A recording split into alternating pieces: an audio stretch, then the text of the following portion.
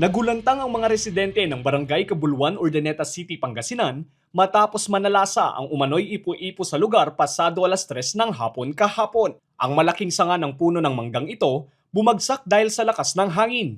Nadaganan nito ang isang tricycle at kulong-kulong na magdi-deliver sana ng soft drinks. Ayon sa Barangay Kagawad na si Isosteki, malakas ang bugso ng ulan nang mangyari ang insidente. Agad umanong itinakbo sa paggamutan ng driver ng kulong-kulong na sa ngayon ay nasa maayos ng kalagayan. Ang una sir, may tumawag sa akin na kuan na mayroon daw na daganan ng kuan, puno ng mangga.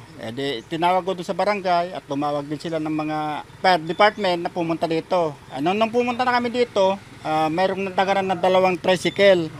Yung isa, buti ka mo yung isa, nakatakbo. Yung isa, yun ang grabe. Pero ayos lang naman.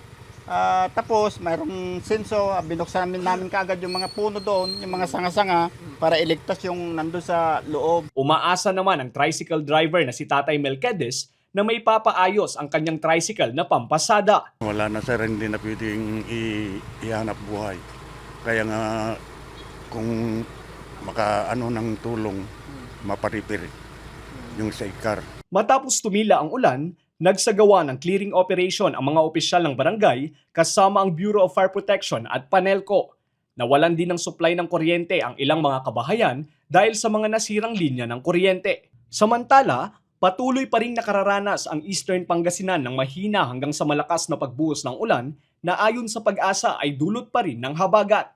Lester Narag, Balitang Solid North.